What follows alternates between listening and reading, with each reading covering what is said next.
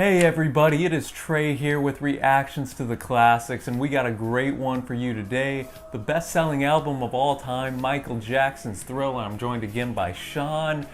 We recently did Michael Jackson's Off the Wall. Both really enjoyed that, so decided to jump into his next critically acclaimed album, and Sean's got some quick facts for us as always. So, well, yeah, Trey, you already mentioned the best-selling album of all time worldwide, over 66 million copies.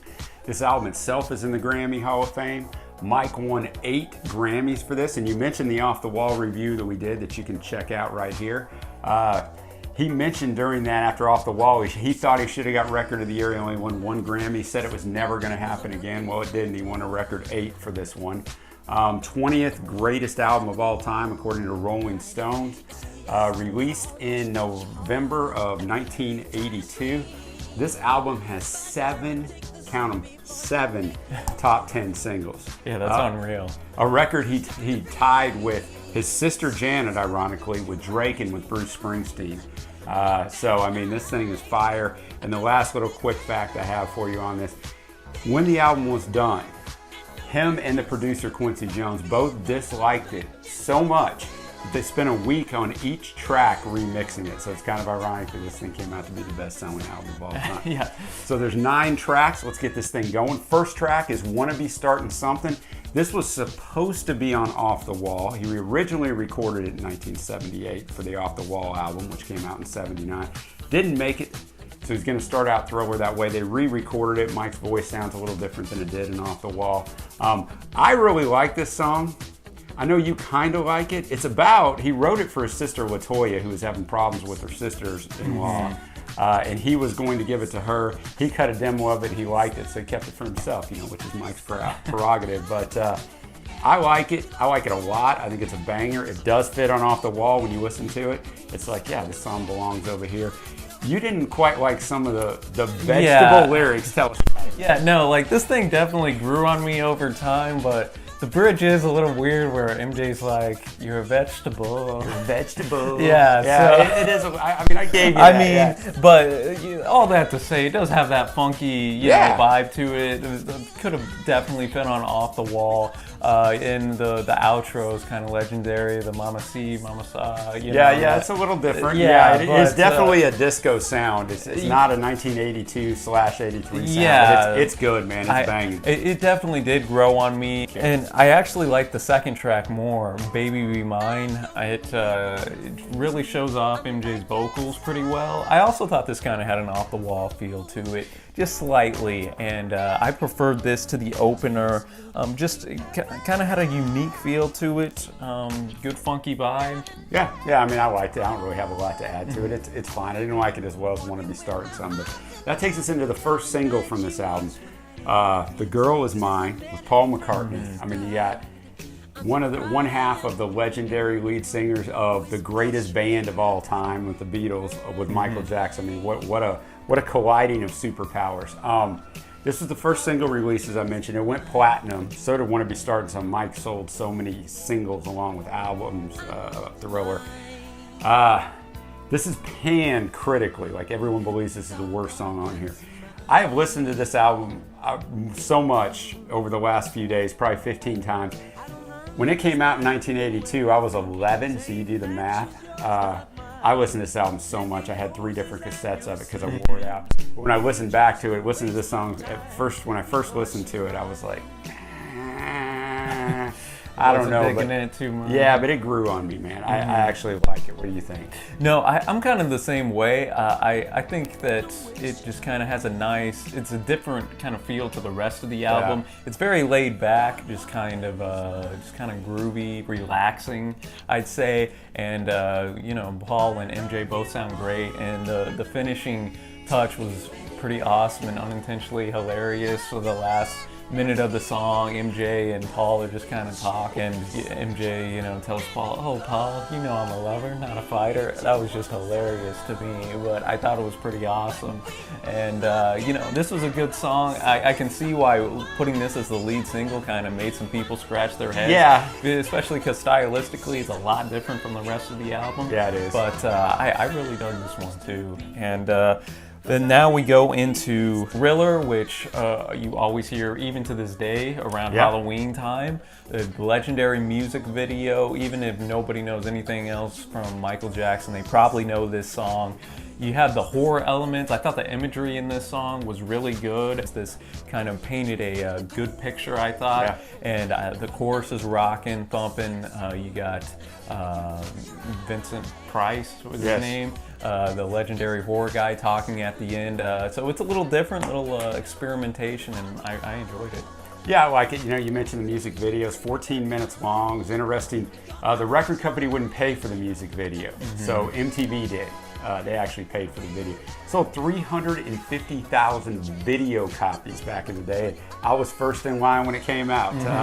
But yeah, as you said, every year this song's played a lot. Good song. Vincent Price, you mentioned at the end.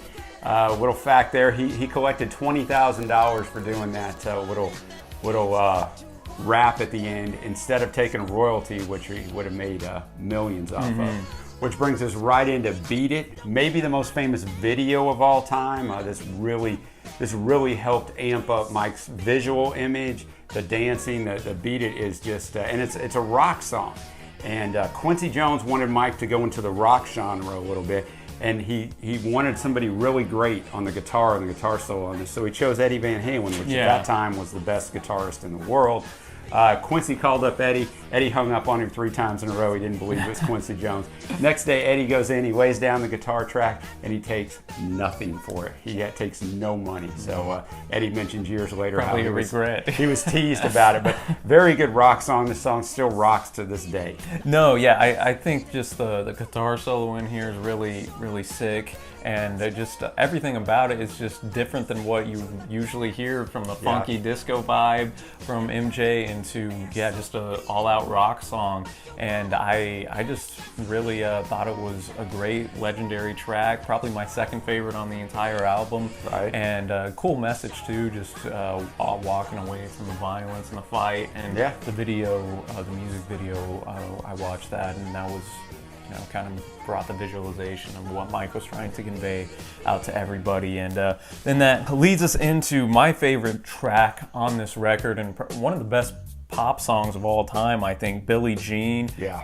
Just as soon as you hear those opening drums and that bass line, that legendary bass line, and this is, again, where Mike tells a great story.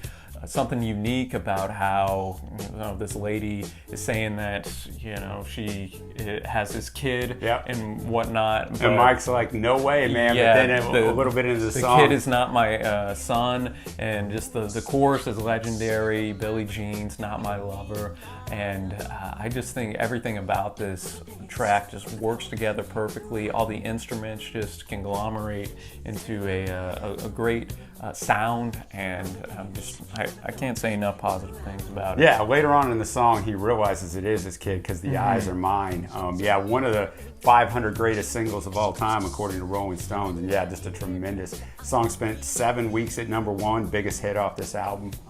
It's fantastic, which takes us right into a definite change of pace after Thriller, Beat It, Billie Jean. You got Human Nature, really good song. Really liked it a lot. I don't have a lot to say about it. It's a really good song. Definite change of pace. Yeah, this kind of has a light, dreamy almost sequence to it, and this was another good message. Kind of Mike wanting to go out and just experience the world. Why? Well, that's just human nature, and with his fame starting to grow at this point, I'm sure he drew a lot from inside to want to go out and experience things that maybe he couldn't as much anymore. And then we go into PYT, Pretty Young Thing, and this is another song that grew on me, and it just kind of has some infectious chorus and vocals. It does, man. It does. It gets you going. PYT, kind of a cool, almost futuristic vibe. It seems to, because you got the synths and whatnot going in there. But I enjoyed this. This isn't one of my favorite tracks, but I still thought it was good. A little Jackson family affair too. The backup vocalists on there are LaToya and Janet Jackson. Yeah, so that's kind of a good little pop hit there. And then we've got The Lady in My Life. That's how it closes out the album. So a very low-key closeout after starting the album with Wanna Be Startin Somethin. I like this song. It's actually my least favorite song on here. It's fine though. I don't dislike it at all. Yeah, I'm in the same kind of agreement with you. It's like fine. this wasn't one of my favorites. It is kind of interesting though. It kind of has an R&B vibe to it. It does. The music switches stylistically a lot throughout the song, rather than just kind of keeping the same beat, chorus, verse, chorus. You know, the beat and tempo change a decent amount, and this one also kind of grew on me the more you listen. But this would also be at the bottom of my list. I guess that just segues pretty nicely into our favorite track. As I already said, for me it'd be Billie Jean, and then Beat It, and then probably Baby Be Mine. I'm up there too. I Billie Jean, Wanna Be Startin Somethin. You know, You're a Vegetable. Sure, man. I'm going with that. Beat It, yeah, I'm in there in Human Nature, and then we already talked about The Lady of My Life being our least favorite. Then going to overall score, for me, you know, this was kind of an interesting one to rate, especially coming off listening to Off the Wall recently. I did not like this as much as Off the Wall. I thought Off the Wall had a stronger consistency from front to back, but as an overall record, I would give this an 8.25 out of 10, which on our rating scale, that still puts it in Album of the Year contention. Yeah, of course. You know, so I still really enjoyed it. Yeah, I mean, if you would have told me 6 months ago, I would think that Off the Wall was better than Thriller. I hadn't listened to any of them in 3 decades. I'd have told you you were crazy, but I agree with you. I think Off the Wall was a better album, which kind of shocked me because Thriller is, you know, kind of defines my childhood into teenage years a little bit. But yeah, I'm going to go 8.5. I kind of wavered 8.25, 8.5. I'm going to go 8.5. Mike does do a really good job of going from disco to pop to rock to R&B. There's a lot of stylistic things in here. Yeah. If you've actually never listened to this album much, listen to it a bunch because it will definitely grow on you. I guess that kind of segues into our overrated, underrated, properly rated segment. You know, this one's kind of interesting because this is hailed, as you mentioned earlier, 20th on the Rolling Stone. I would say, I guess I gotta say it's a little overrated, even though I really, really enjoyed it, just because I think his previous work, as I've already said a lot, was better.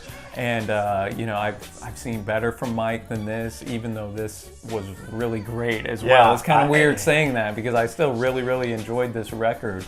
But I'd say just slightly overrated. Yeah, you know, I'm going to go with you, and we kind of discussed this off camera a little bit. It's difficult, right? Because we just listened to Off the Wall, and it's you don't want to compare Mike to Mike. We got to compare Mike to everybody. Yeah, the field. But it's tough, and I'm with you. Billboard picked this album as the #3 album of all time, and it is legendary. The sales are unbelievable. I'm going to have to go slightly overrated too, and Mike's fans may kill us for this, but I'm a Mike fan, you know? It's just on that level, it is... It's tough, man. It's slightly overrated. It is a great album, though, and it's going to be interesting as we step into the next sequence of album from Mike, and that's Bad later on, and see how that stacks up. Yeah, exactly. To see how he, you know, progresses through time. But overall, man, this was just a really great, legendary album. Please let us know your favorite track on this record down below in the comments, and let us know which MJ album you would like to see next. We're leaning towards Bad. And be sure to give us a thumbs up if you enjoyed this video. Hit that subscribe button so you do not miss any of the videos we release. We try to get 2 up a week. And I guess that'll do it from here. Happy listening, my friends, and we will see you next time.